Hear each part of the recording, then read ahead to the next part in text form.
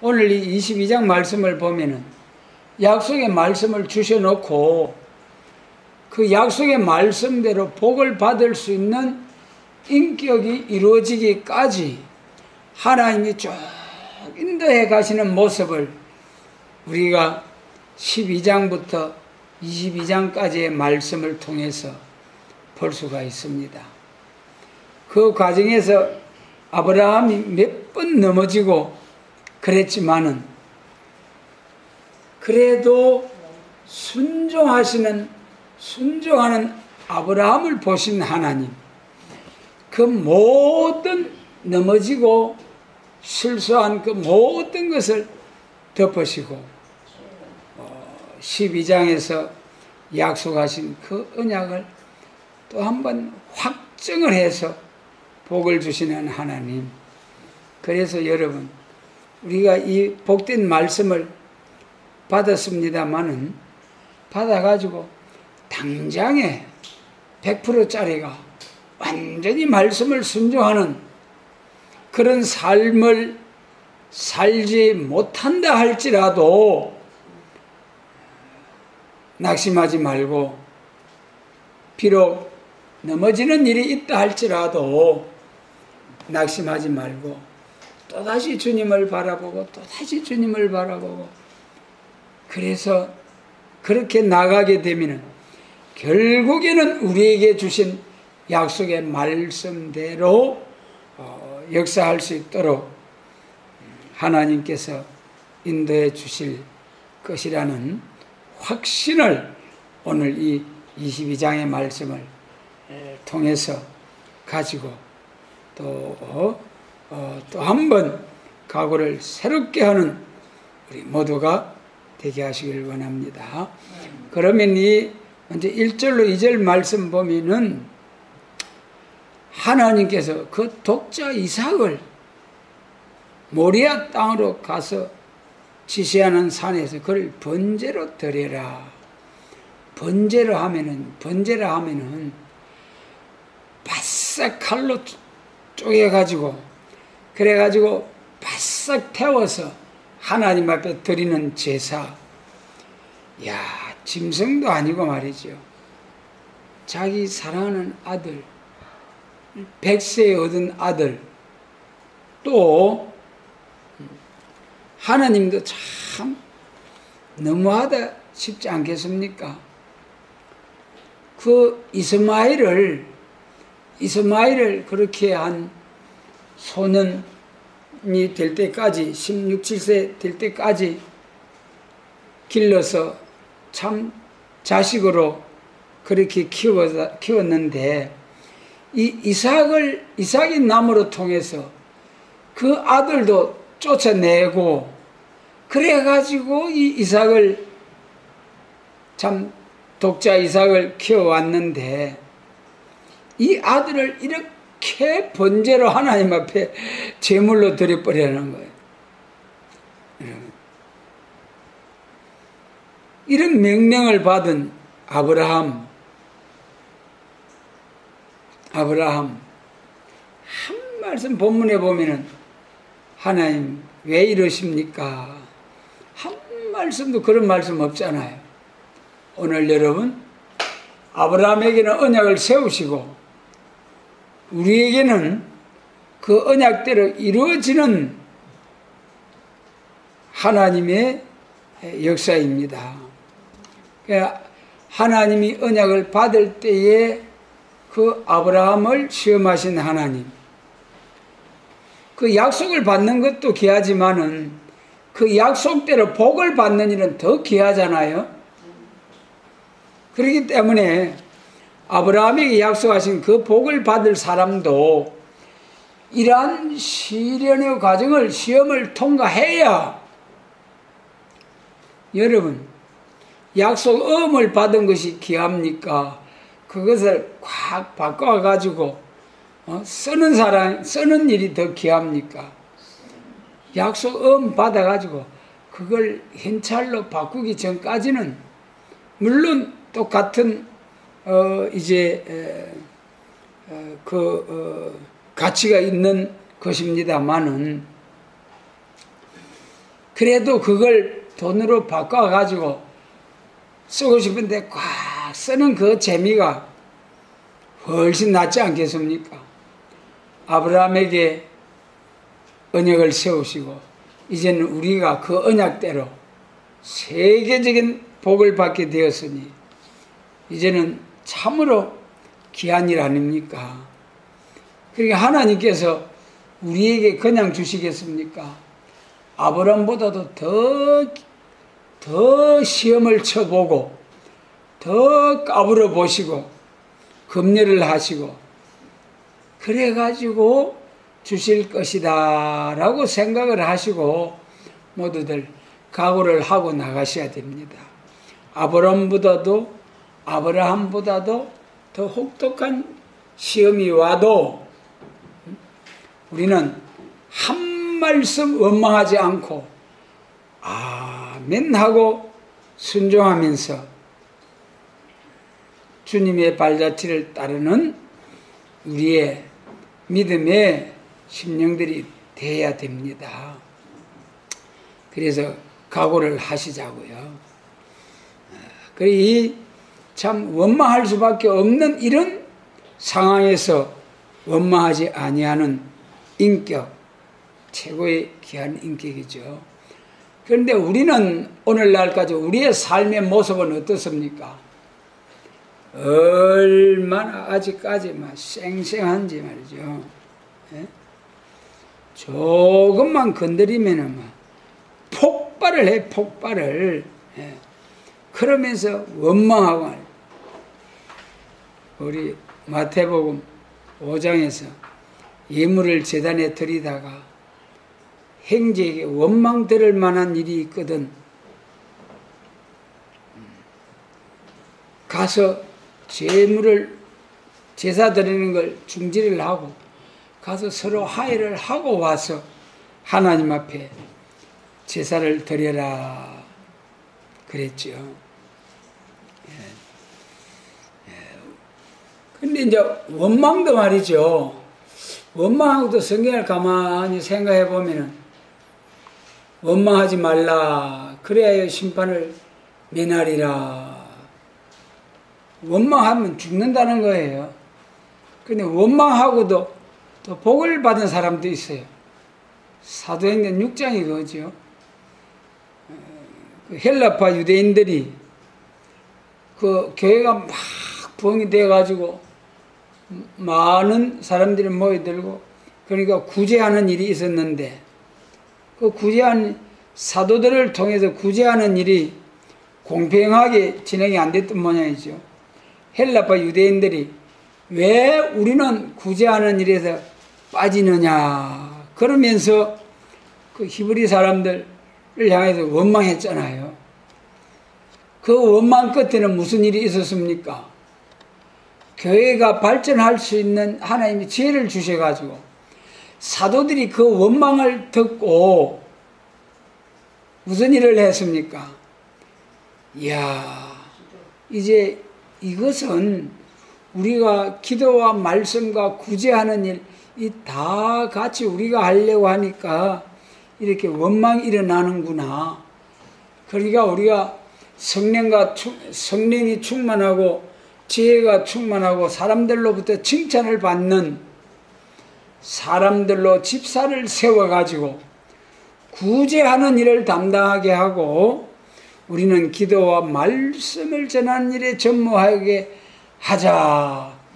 그래가지고 교회가 크게 부흥하는 사도들이 기도와 말씀에 전무할 수 있는 그런 이제 지혜를 받아가지고 초대교회 시대에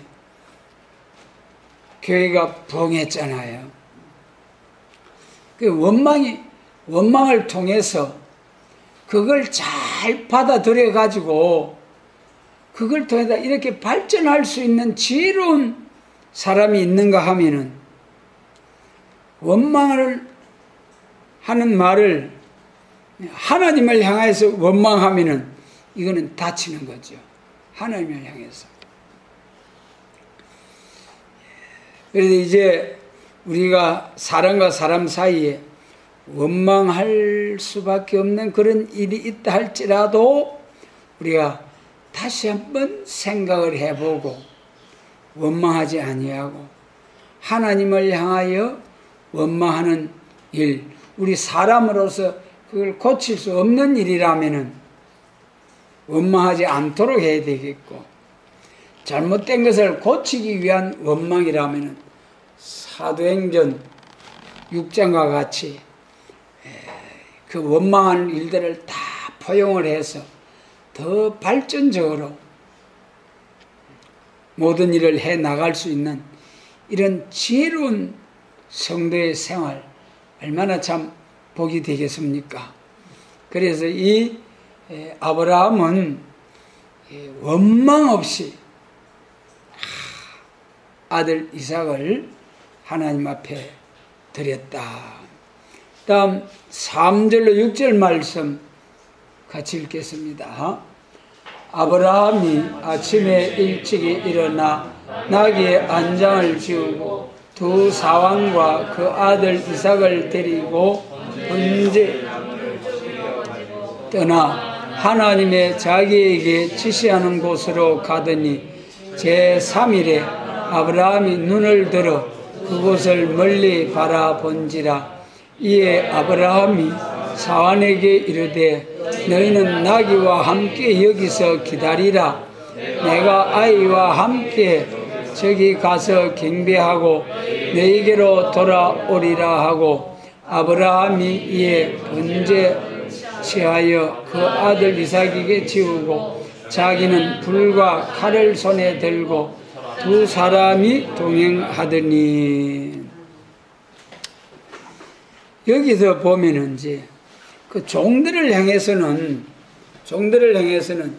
너희는 나귀와 함께 여기서 기다리라. 종들을 떼놓고 아브라함이 아침에 좀 바꿔야 아침에 일찍 자기 집에서 이제 나귀의 안장을 지우고 나뭇가지 다 준비해가지고 종들과 함께 하나님이 지시하는 곳으로 갔다 그랬어요. 여기서 한 두 가지로 생각해 볼 수가 있겠는데요. 이 자기 아내 사레에게도 한마디 언언했다는 말이 없어요. 거기 18장에서 아브라함이 손님 대접할 때 얼마나 가정이 합심이 잘 되고 그랬지 않습니까? 그런데 여기서는 사라에게 한마디도 언언치 않고 그냥 나섰다. 그 다음에 또 여기 사환들을 향하여서도 사환들을 같이 데리고 제사하는 그곳으로 가지 않고 사환들은 너희는 나귀와 함께 여기서 기다리라 그랬잖아요. 그래 놓고 이제 올라갔다. 왜 이렇게 했을까? 우리가 생각해 볼 필요가 있겠죠. 베드로 사도께서도 예수님을 향하여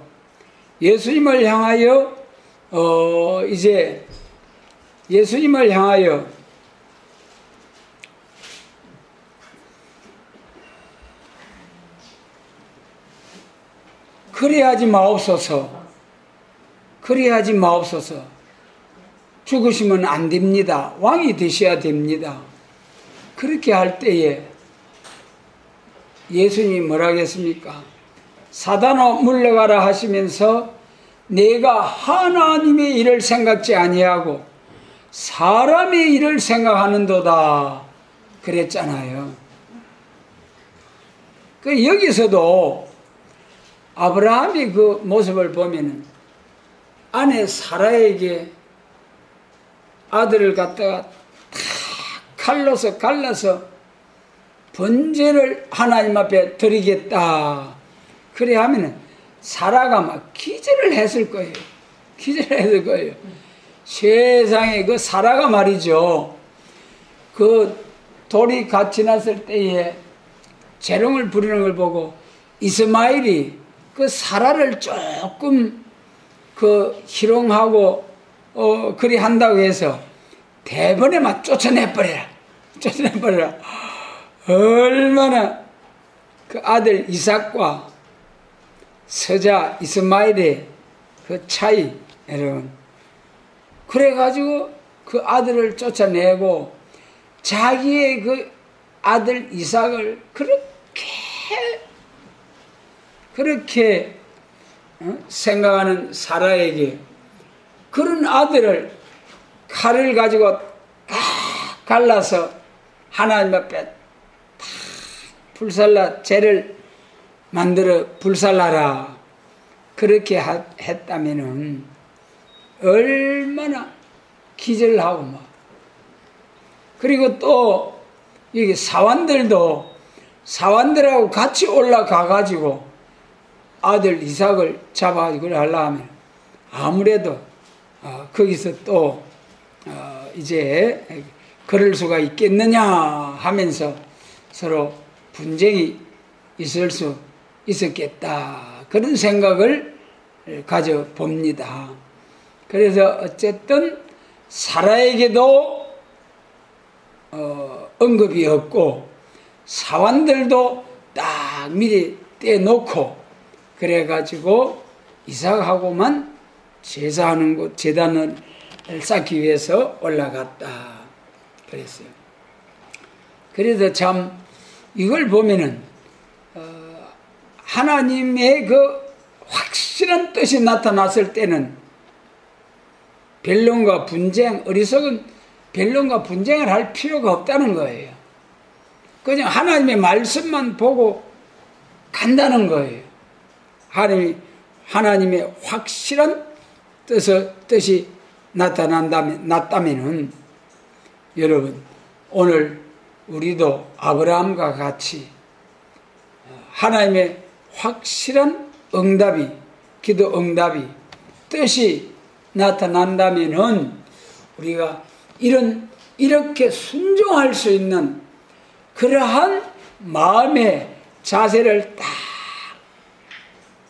마음의 자세가 준비되어 있어야 됩니다. 아브라함처럼 절대적으로 순종하고 절대적으로 허탄한 변론하지 않도록 딱딱 미리 차단을 해서 지혜롭게 이렇게 행하는 아브라함의 모습. 참으로 우리도 괜히 쓸데없는 일에 시간 낭비 허비해서 이제 분쟁하지 않도록 해야 되겠다. 변론을 해야 할 일은 또 하라 했잖아요. 이사야 1장에서도 오라 우리가 변론하자. 너희가 절겨 순종하면은 땅에 아름다운 소선을 먹을 것이요 거절하여 배반하면은 칼에 삼키우리라. 변론을 하라는 거예요. 쟁변을 하라는 거예요. 쟁변이라는 막 팍팍 소리 높여서 복음을 위해서 살리기 위해서 마귀를 물리치기 위해서 쟁변을 하라는 거예요. 변론을 하라는 거예요. 쟁변과 변론은 무엇을 해야 됩니까? 동방변론, 여호와의 변론, 동방변론, 여호와의 변론으로 쟁변을 해야 돼요.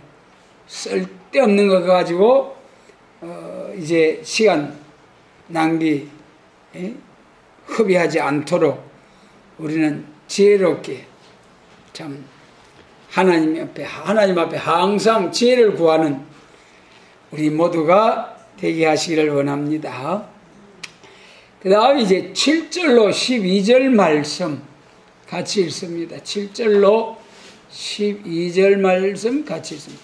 이삭이 그 아비 아브라함에게 내 아버지여 하니 그가 가로되 내 아들아 내가 여기 있노라.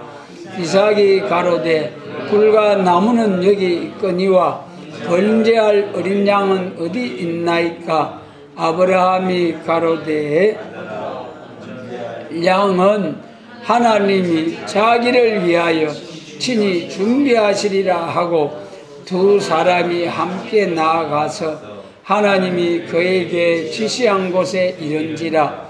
이에 아브라함이 그곳에 단을 쌓고 나무를 버려놓고 그 아들 이삭을 결박하여 단과 나무 위에 놓고 손을 내밀어 그 아들을 잡으려 하더니 여호와의 사자가 하늘에서부터 불러 가라사대 아브라함이 아브라함아 하는지라.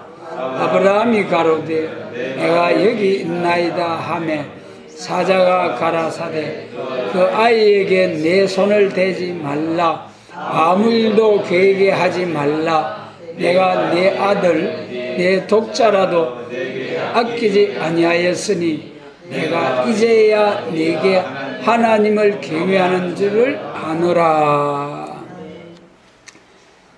이 시험 마지막 시험이에요. 마지막 아브라함에게 마지막 시험. 여러분 마지막 시험이 무슨 시험입니까? 독자를 바치는 시험. 이게 순교사상. 독자는 뭡니까?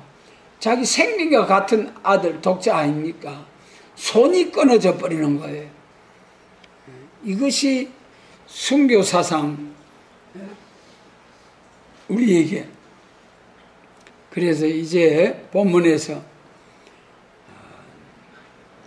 참 이 이삭이 이렇게 아버지를 향하여 물을 때에 그 7절에 이삭이 그 아비 아브라함에게 말하기 가로되 내 아비 아버지여 하니 내 아들아 불과 나무는 있거니와 번제할 어린 양은 어디 있나이까.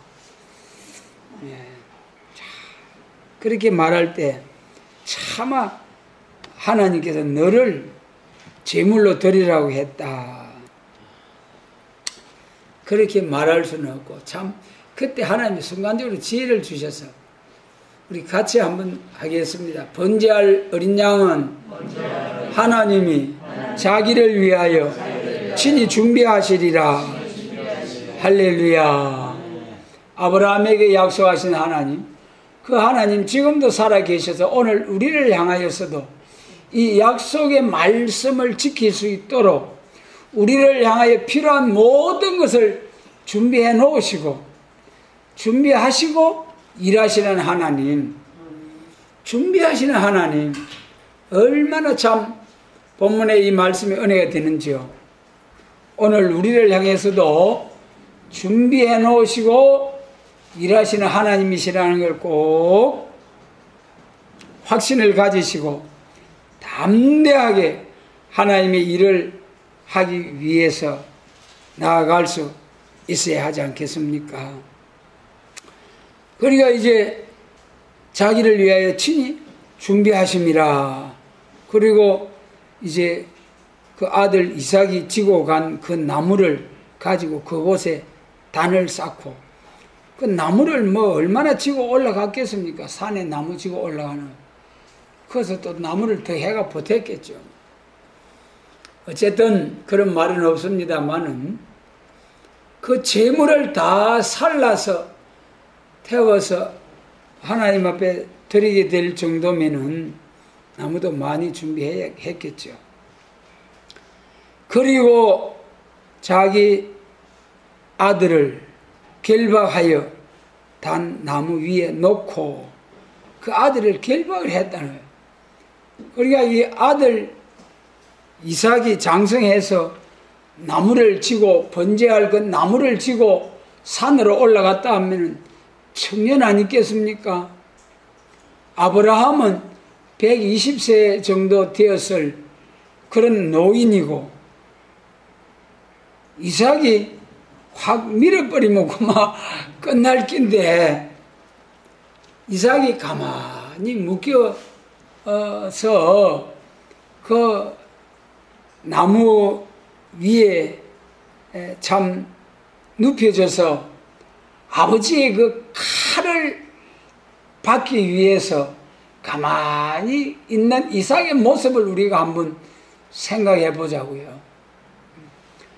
그 이삭을 하나님 앞에 귀한 독자 이삭 아들을 하나님 앞에 드리는 아브라함의 그 헌신도 대단하지만은 하나님 아버지의 뜻이다 하고 내가 죽어야 한다.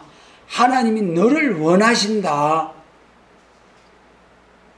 그랬을 때 이삭이 조금도 반항하지 아니하고 하나님의 칼을 받기 위해서 그 이제 기다리는 그 이삭의 모습, 그 아버지와 그 아들의 신앙이 얼마나 참 우리라면은 그렇게 할 수 있겠는가.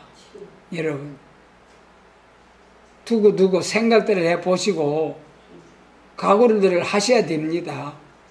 이 상황에서 도망가 버리면은 거기 12절에서 내가 이제야 내가 하나님을 경외하는 줄을 아노라 한 이 말씀을 듣지 못하고 아브라함에게 약속한 그것을 그만 헛방되고 끝장이 나버릴 것 아니겠습니까?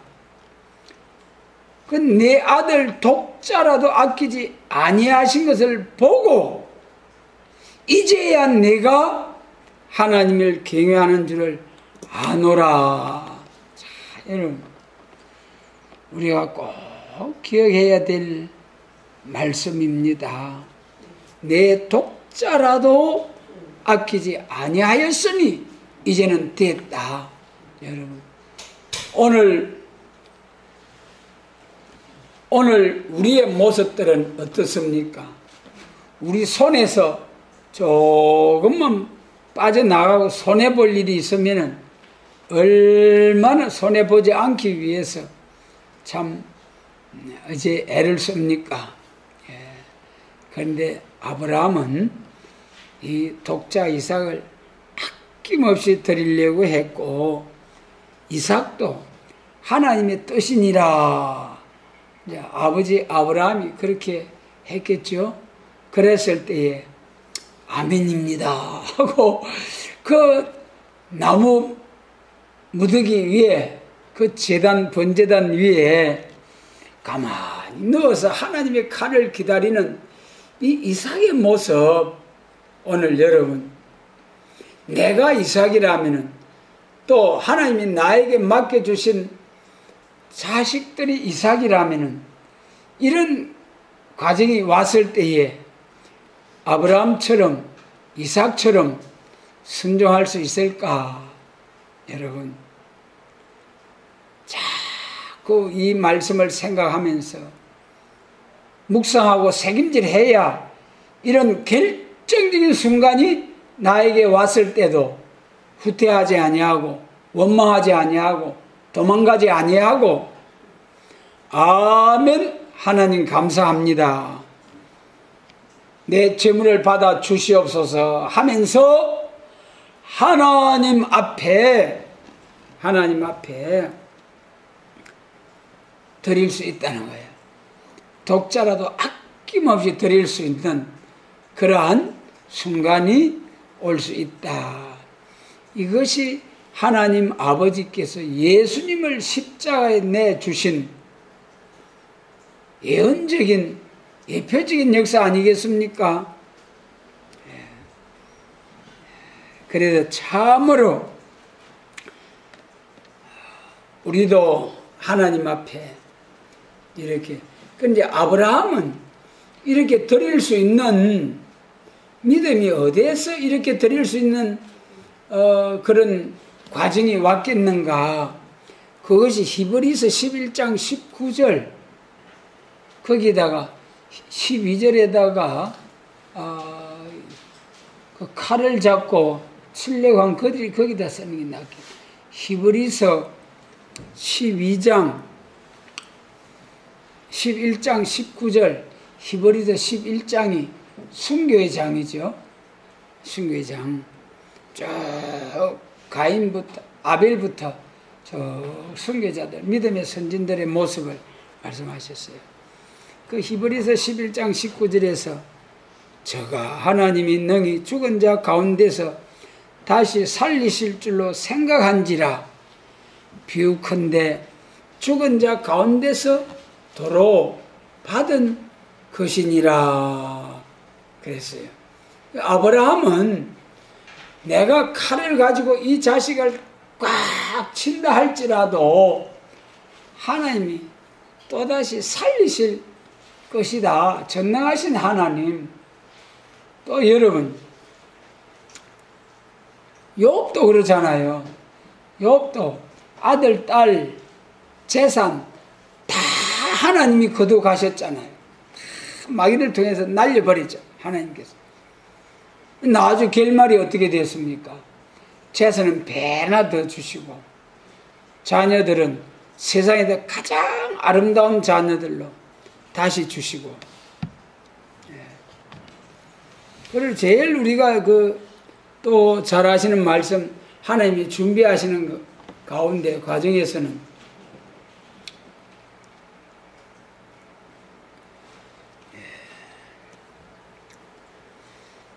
엘리야와 엘리사를 보면은 엘리야 보고 가서 그리시네 가서 물러 마시버리라. 그랬을 때에 바짝 가뭄이 왔는데 그때 까마귀를 통해서 하나님이 다 먹이고 나중에 저 브엘세바 굴속으로 도망갔을 때도 거기서 퍼져가지고 아이고 하나님 내 생명을 이제 취하소서.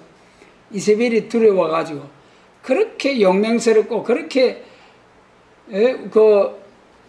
거짓 선지자들 두드리 잡아버린 엘리야가 이세벨이 막 당장 죽여버리겠다 하니까 무서워서 도망을 가가지고 아이고 조카오니 내 생명을 거두어 가소서.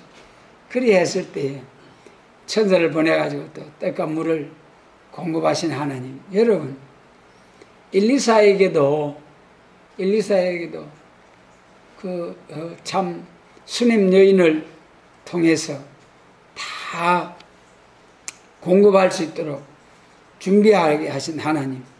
엘리야가 도망갔을 때에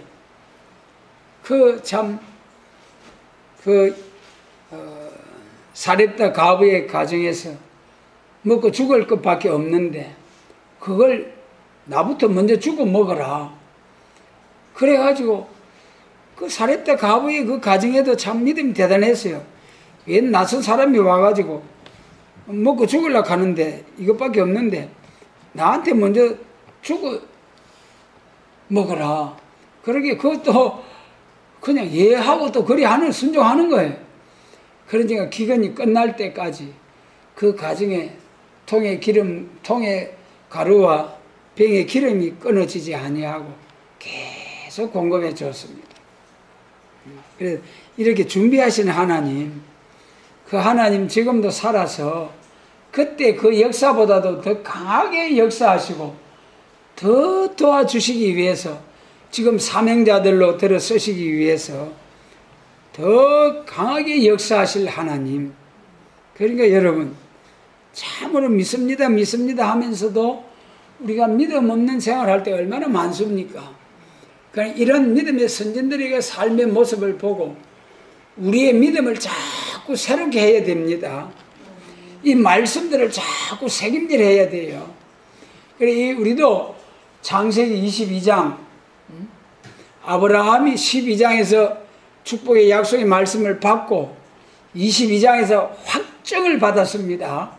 확정을 받는 과정에서 그 12장부터 22장 사이에 아브라함이 몇 번을 넘어지고 하나님 앞에 참 그 신앙을 지키지 못하는 그런 과정이 있었습니다만은 22장에 와가지고 딱 순종할 때에 독자 이삭을 드릴 때에 모든 것이 허물이 가려지고 이제야 내가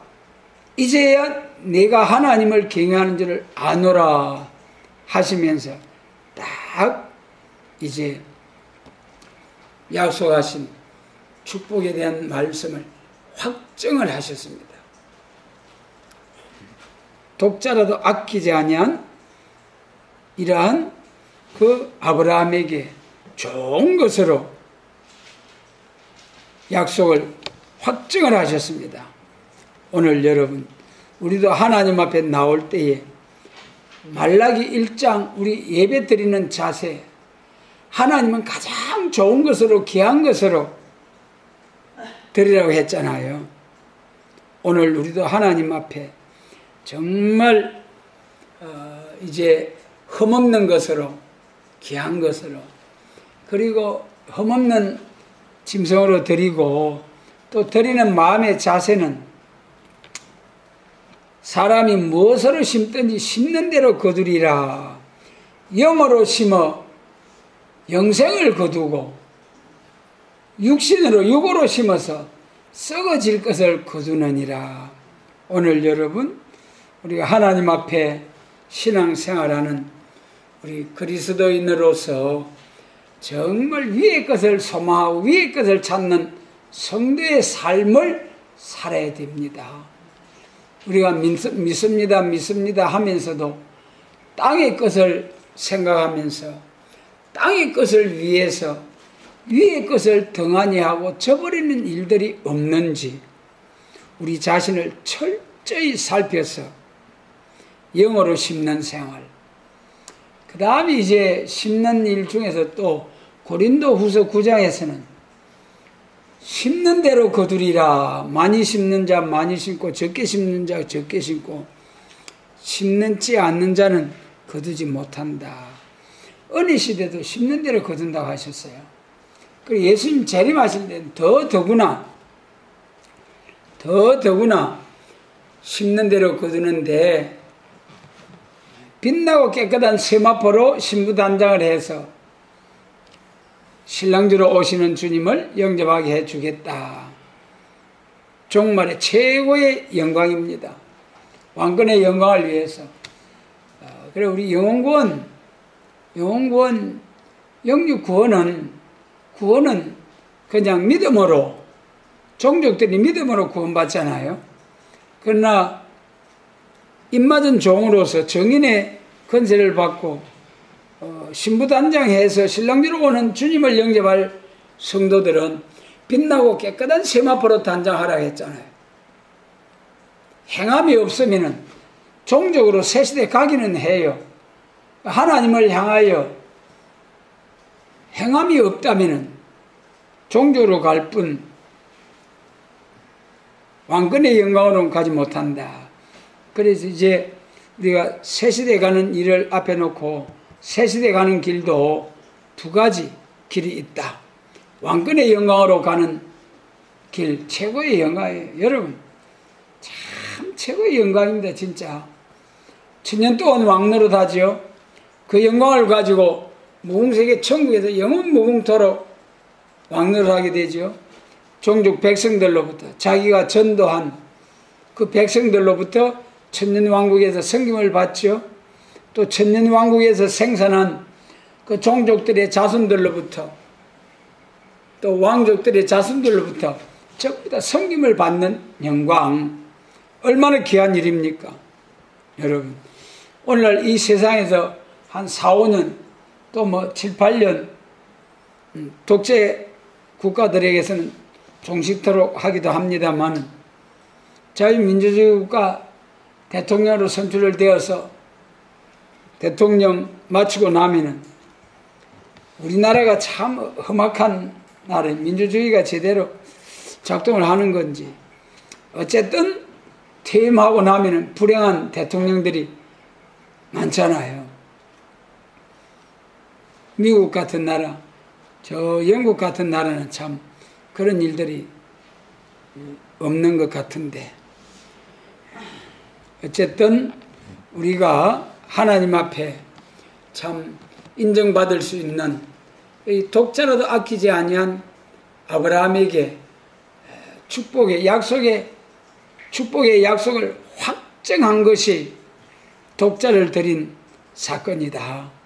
우리가 믿습니다 하는 것도 해야 되고, 믿습니다 함으로써 우리 믿음을 확신을 가질 수 있도록 해야 되고, 그 다음에 믿음에 따른 헌신, 충성, 봉사하는 것이 있어야 진짜 하나님 나라에서 왕권의 영광으로 복을 받는다. 물론 새 시대에 종족으로 들어가는 것만 해도 얼마나 귀한 일입니까? 얼마나 큰 복입니까? 그러나 지금 우리에게 이 복된 소망의 말씀을 주신 것은 이 크고도 위대하고 놀라운 그 영광의 복을 주시려고 하나님께서 우리를 미리 부르시고 실현의 과정을 겪게 하시는 하나님이신 줄 믿으시고 감사함으로 아브라함처럼 우리 독자 이삭을 드릴 수 있는 이런 믿음이 돈독해지는 그런 은혜가 있으시기를 원합니다. 그 다음 13절로 14절입니다. 같이 읽겠습니다. 아브라함이 눈을 들어 살펴본 적 한 수양이 뒤에 있는데 뿔이 수풀에 걸렸는지라 아브라함이 가서 그 수양을 가져다가 아들을 대신하여 번제로 드렸더라. 아브라함이 그 땅을 이름을 여호와 이레라 하였으므로 오늘날까지 사람들이 이르기를 여호와의 산에서 준비되리라 하더라. 아멘. 그래서 이렇게 준비하시는 하나님, 여호와 이레라, 여호와께서 준비하시는 하나님이다. 할렐루야. 이 하나님 붙잡고 감사하는 우리의 모두 삶이 되시길 바랍니다. 준비하신다니까요. 준비해요. 우리의 심령 고통 중에서도 평강을 주시기 위해서 준비하고 계십니다. 육체의 건강이 질병의 고통이 온다 할지라도 세임받고 돌진하는 땅과 바다를 밟고 세계를 향하여 다시 연할 수 있는 세임받고 돌진하는 용사들이 되게 해주시려고 준비해놓고 기다리신단 말입니다. 어리석고 무지한 우리들에게 하나님의 완전한 지혜를 주셔서 완전한 인격자로 쓰시려고 딱 주시려고 준비해놓고 계시는 하나님. 하나님은 준비를 하고 계시지만은 우리가 준비가 되지 않아서. 그리고 또 한 가지는 하나님이 정하신 때가 있어요. 하나님이 정한 때가. 하나님이 정하신 때가 되기 전에 아무리 주의 해도 여러분 바벨론 70년 딱 정해져 있잖아요. 애굽 포로 애굽에서 400년 싫은 고통을 당하리라 딱 정해져 있잖아요. 그 날이 되기 전에는, 그 기한이 차기 전에는 아무리 해도 해방이 올 수가 없는 거예요. 그런데 보면은 애굽에서 해방받고 나올 때와 바벨론에서 해방받고 나올 때 그때 그 백성들이 알았느냐? 몰랐죠. 다니엘은 그때 대충 알았죠. 그래가지고 참 이제 다니엘이 준비 기도를 하고 하나님 앞에 간절히 기도함으로써 응답으로 이제 또 해방받고 돌아와서 예루살렘 성전을 건축을 했습니다. 출애굽 때도요. 출애굽 때도 부르짖게 했어요. 왜 그랬습니까? 출애굽 때도 막 압박을 하니까 하나님 앞에 이스라엘 백성이 막 부르짖었잖아요. 그러니까 하나님께서 그 언약을 기억하시고 400년 동안 고통을 당하다가 많은 재물을 이끌고 나오리라. 그 창세기 15장의 말씀을 하나님께서 기억을 하시고 해방을 주신 거예요. 하나님께서는 그 정한 때가 차가니까 모세를 80년간 준비하게 하셨잖아요. 모세가 80세가 되었을 때에 그때 딱 나타나서 이스라엘 인도에 나왔잖아요. 그러니까 이제 이 하나님께서 이렇게 준비하신 하나님이시다. 바벨론 포로에서 해방받을 때도 정하신 때가 되니까 은과금을 돌려보지 아니하는 다리오와 또 이 치고 들어갈 고레서, 다리오와 고레서를 딱 준비시켜 가지고 하나님이 딱 배후에서 일하신다니까는요. 오늘도 그 하나님 우리 배후에서 자 우리를 위해서 응원하시고 우리를 위해서 도우시고 우리를 동방역사 할 수 있는 길로 자 이렇게 인도해 가십니다. 우리가 몰라도 내가 몰라도 하나님은 모세를 예비하시고 다니엘과 다리오와 고레서를 딱 준비시켜서 일하시는 하나님. 여호와의 산에서 준비되리라 그랬죠. 준비되리라. 여호와의 산에서 준비되리라. 이게 무슨 산이겠습니까? 지리산이겠습니까? 계룡산이겠습니까? 저 백두산이겠습니까? 한라산이겠습니까? 오늘날 산에서 준비하는 곳이 어디냐 말이에요. 오늘 동방요사를 위해서 준비하는 곳이 어디냐? 어디입니까?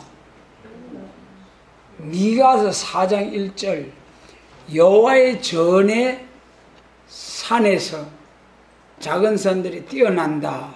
여호와의 전의 산이라는 거예요. 또 미가서 4장 2절에서는 여호와의 산에 올라서 야곱의 전에 하나님에 이르자 그가 그 도로 가르칠 것이라. 거기서 여러분 여호와의 산이 있고 여호와의 전의 산이 있다. 다 우리 말세복음과 연관이 되죠. 그런데 여호와의 산은 지금 허물어졌잖아요. 여호와의 산에서 준비하는 것은. 그러면 지금 어디서 준비해야 됩니까? 여호와의 전의 산에서, 여호와의 전이 되는 우리 교회에서 이제 제사를 드리고 또 독자 이삭을 드리고 그래가지고 하나님 앞에 인정받는 그러한 신앙, 예배, 제사, 제물. 오늘 여호와의 산에서 준비되리라. 이것은 오늘 우리 교회 안에서 우리가 말씀으로, 기도로, 또 헌신 봉사로 준비해야 되는. 지금은 이제 우리가 각각 자기 섬기는 제단에서 스가랴 6장 12절에서 자기 곳에서 순회라 이름하는 사람이 자기 곳에서 돋아나리라. 그 자기 곳이 어디라고 했습니까? 그 자기 곳이 역사받는 곳이 자기 곳이에요. 그럼 이제 우리가 전국에 흩어져 있는 우리 교회들 중에 각각 자기 재단에서 신앙생활 열심히 하다가 7명의 역사를 받아가지고 먼저 받고 나오고 또 준비된 사람 또 각각 받고 나오고 역사 받는 그곳이 자기 곳이라는 거예요. 지금은 우리가 섬기는 그 재단 안에서 역사 받는 날이 온다. 그게 하나님께서 섬기라고 맡겨주신 자기 재단을 섬기는 그 재단이 참 소중한 줄 알고 우리가 신앙생활을 해야 되겠죠. 그래서 이 여호와의 산에서 준비되리라. 지금 오늘날 우리의 날의 이 모습을 보면서 이제 부지런히 준비할 때가 왔다. 일단 마지막으로 15절로 19절 말씀 같이 읽습니다. 여호와의 사자가 하늘에서부터 두 번째 아브라함을 불러가라사대 여호와께서 이르시기를 네가 나를 가리켜 맹세하노니 네가 이같이 행하여 내 아들 내 독자를 아끼지 아니하였은즉 내가 내게 큰 복을 주고 내 시로 크게 성하여 하늘의 별과 같고 바닷가의 모래와 같게 하리니 내 씨가 그 대적의 문을 얻으리라. 또 내 씨로 말미암아 천하 만민이 복을 얻으리니 이는 내가 나의 말을 준행하였음이니라 하셨다 하니라. 이에 아브라함이 그 사환에게로 돌아와서 함께 떠나 브엘세바에 이르러 거기 거하였더라. 아멘. 내 씨로 말미암아 천하 만민이 복을 받는다. 내 씨가 자손이죠. 자손 축복이에요. 자손 축복. 그런데 이 새시대 가면은 종족이 있고 왕족이 있잖아요. 왕권으로 들어가는 축복, 종족으로 들어가는 축복. 왕권으로 들어가는 그 가족은 왕궁 도성 안에서 따로 살게 되죠. 종족들은 왕궁 도성 밖에서 따로 생육번성 충만하게 되고요. 그래서 이 왕족으로 들어가는 자손들이 있고, 영적 자손으로 새시대에 들어가는 영적 자손이 있다. 왕권 받은 종, 사명자의 자손, 영적 자손, 육적 자손. 여러분, 생육 번성 충만하라고 하신 주님의 말씀, 하나님의 말씀 꼭 잊지 않고 생육 번성 충만하기를 위해서 여러분 해산의 수고를 다해야 됩니다. 영적 자녀를 전도 열매를 많이 맺기 위해서 애를 많이 써야 되겠고, 육신의 자녀도 더 많이 참으로 생육 번성 충만해야 돼요. 여러분, 이 세상에서도 지금은 자녀들이 짐이 된다고 하지만은 참 그래도 나쁘고 악한 자녀들이기 때문에 짐이 되고 마귀의 포로 종로로 하는 자녀들이기 때문에 짐이 되고, 무자한 자가 상팔자라고 한 속담도 있습니다만은, 자녀들이 충성하고 자녀들이 효도하면은, 하나님 앞에 충성하고 부모님께 효도하면은 얼마나 복입니까, 여러분? 그것이 세상에서 최고의 복입니다. 하나님이 맡겨주신 자녀들이 하나님 앞에 충성하고 부모님께 효도하고 최고의 영광입니다. 하나님 나라가 최고의 영광이에요. 왕궁 도성 안에서 육신적인 자녀들이 많은 게 훨씬 좋잖아요. 이제 추석 명절이 다 옵니다만은 자녀들이 없는 부모들, 명절이 돼도 자녀들의 왕래가 없는 부모들 얼마나 썰렁하겠어요, 여러분.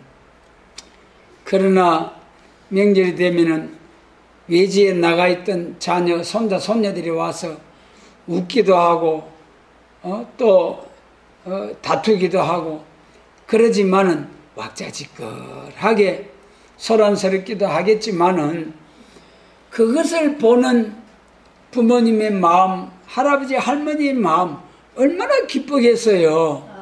여러분, 키울 때는 힘들고 괴로워도 그것이 참 인생의 삶의 열매예요.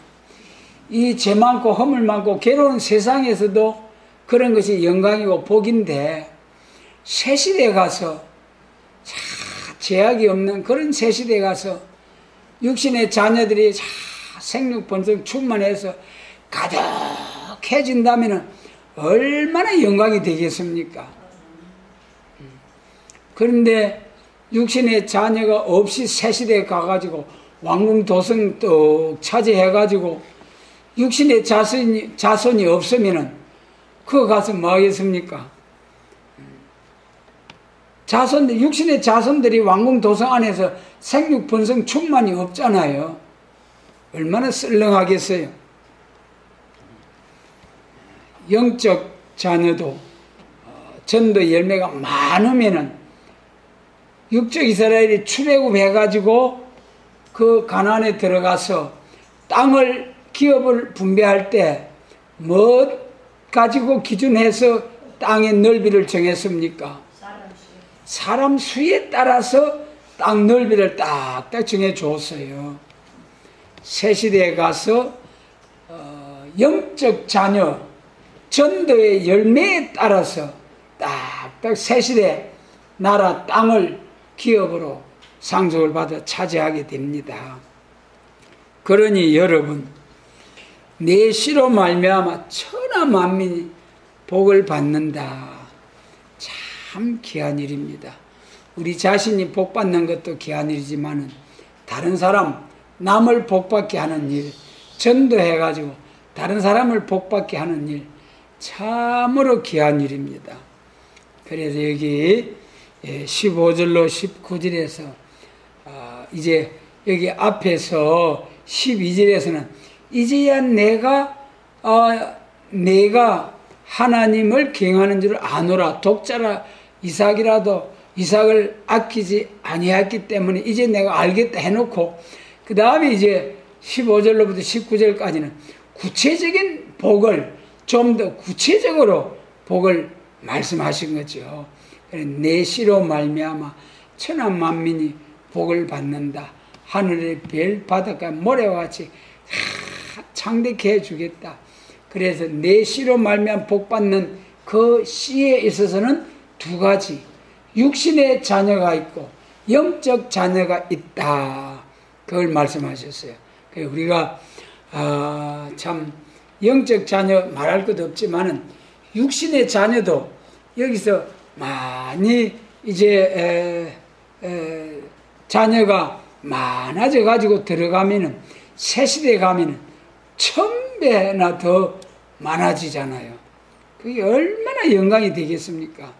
이걸 알면은 이런 하나님의 그 복을 약속하신 말씀, 축복의 말씀을 안다면은 오늘날처럼 인구 절벽 상태가 오지 않을 터인데 이 비밀을 모르는 이방인들은 말할 것도 없고 이 비밀을 믿는다고 아브라함의 축복을 믿는다고 하는 교회 하나님의 자녀들도 정말 자녀 양육이 힘들다고 하면서 자녀 생산을 자녀를 이제 두기를 꺼려하고 하는 이런 오늘의 모습에서 참으로 하나님의 뜻을 성취해 드리는 그런 자녀, 그런 가정들 얼마나 복인지요. 참 이 어려운 시기에 자녀 둘씩 셋씩 낳아가지고 기르는 그런 자들은 애국자고 하나님 앞에서 참으로 복을 받을 수 있는 그런 사람 가정들이다.